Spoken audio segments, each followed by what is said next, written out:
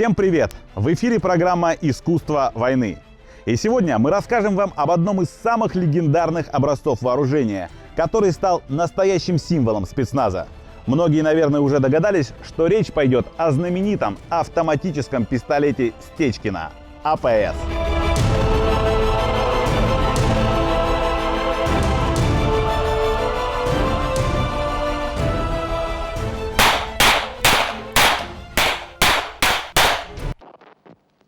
В конце 40-х годов после окончания Второй мировой войны в СССР были начаты разработки новых пистолетов, которые должны были заменить знаменитый тульский Токарев – ТТ. Причин для его замены было несколько. И безопасность в использовании, и малый боезапас, и, что самое главное, сам боеприпас, который больше не устраивал военных. Вот это патрон 9х18, который используется в автоматическом пистолете Стечкина. По сравнению со своим предшественником 7,62х25, который использовался в знаменитом ТТ, он обладает намного большей останавливающей способностью. Первоначально новый патрон разрабатывался для пистолета Макарова, в честь которого он и получил свое обозначение – 9х18 ПМ.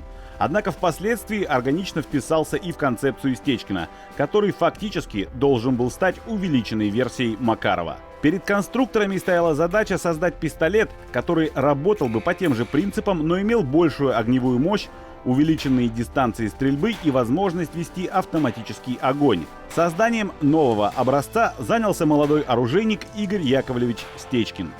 После создания первых опытных экземпляров пистолет прошел ряд серьезных модификаций и в 1951 году был принят на вооружение советской армии.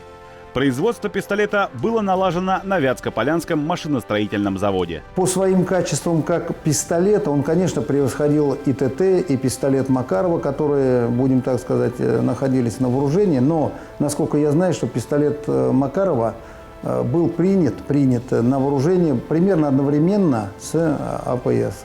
Знаю то, что АПС использовали сотрудники специальных подразделений.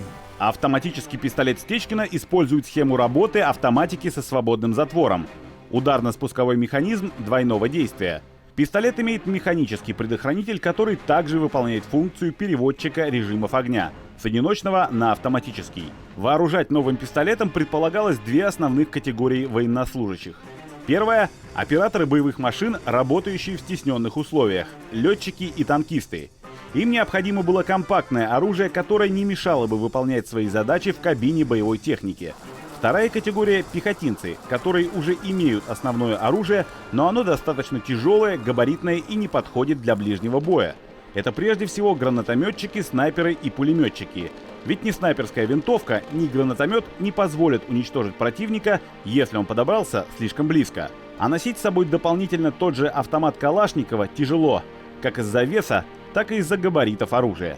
Отдельные ребята, которые работали со снайперской винтовкой, чтобы дополнительно не брать автомат, использовали этот пистолет. Почему? У него очень хорошая скорострельность, 20 боеприпасов. Относительно автомата он легче, удобен.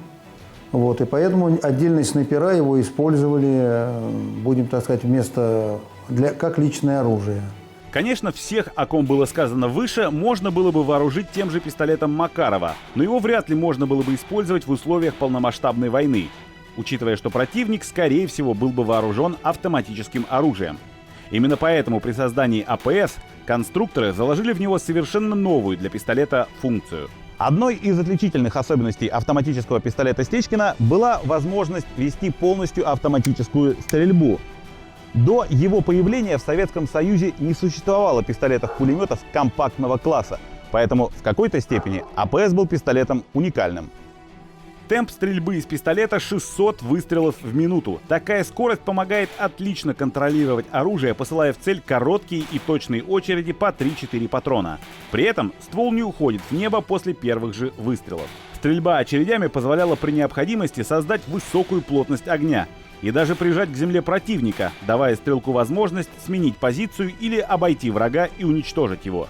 Чтобы боец не остался без патронов после первой же очереди, АПС получил магазин на целых 20 патронов.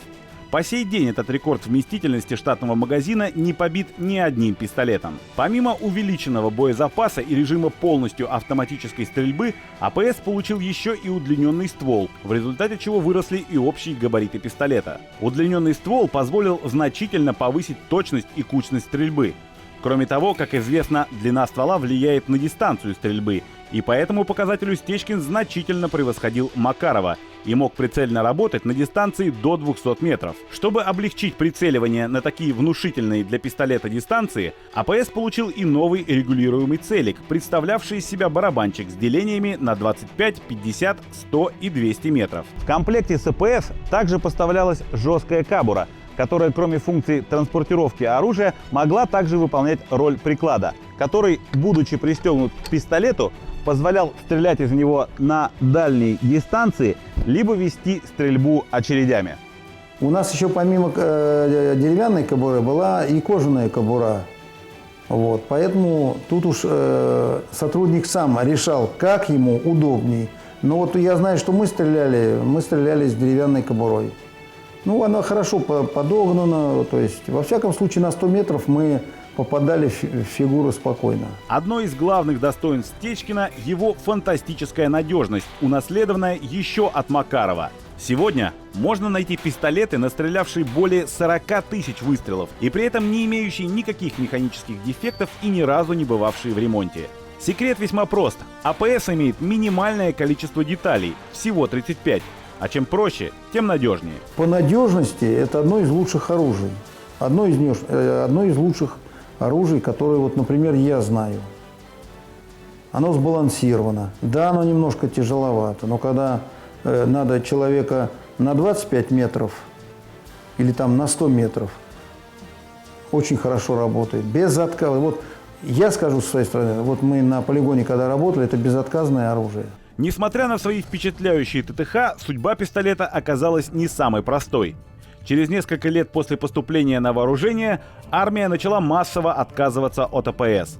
Основная причина – общие габариты пистолета и его массивные кобуры. В 60-х годах производство пистолета было прекращено, а экземпляры, что стояли на вооружение, сданы на склад. Регулярной армии АПС пришелся не по вкусу, а вот в спецназе его распробовали и, что называется, попросили добавки. Автоматический пистолет Стечкина использовался в спецподразделениях КГБ и войсковом спецназе ГРУ. Первым военным конфликтом, в котором удалось активно повоевать Стечкину, стал Афганистан. Здесь активно использовалась и специальная бесшумная модификация АПБ. Пистолет получил удлиненный ствол, на который устанавливался массивный прибор бесшумной стрельбы, а габаритная кобура была заменена на легкий проволочный приклад. Данная версия пистолета хорошо показала себя в работе. Массивный глушитель, помимо того, что значительно снижал звук выстрела и устранял дульную вспышку, служил к тому же еще и компенсатором отдачи. Пистолет меньше задирался при стрельбе, что позволяло увереннее работать очередями и на дальние дистанции. Это как раз непосредственно ведение, значит, разведывательно каких-то действий, устраивание засад. Сейчас у нас это все заменяют там вал, винторез.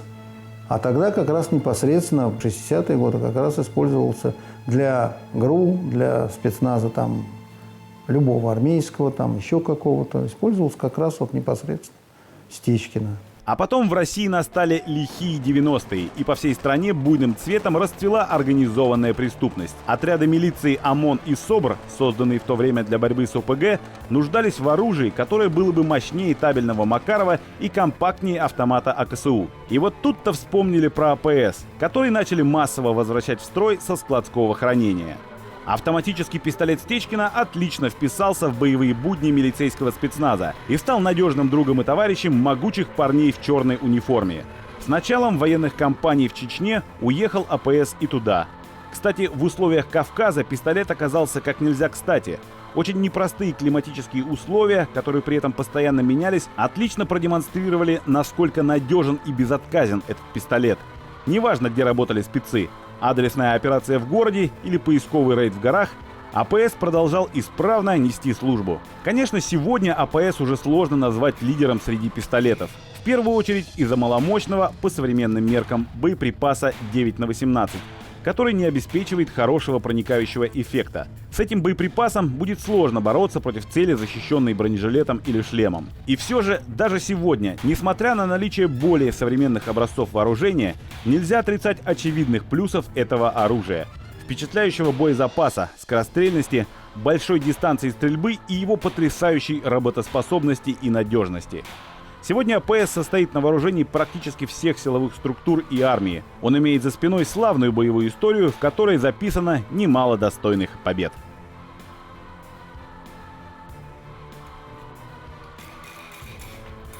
В бою это незаменимое оружие, я считаю. У нас никогда не было отказов. Никогда. Автоматический пистолет Стечкина заслужил себе славу рабочей лошадки спецназа. Сотрудники спецподразделений любят и уважают этот пистолет, потому что знают, АПС не подведет.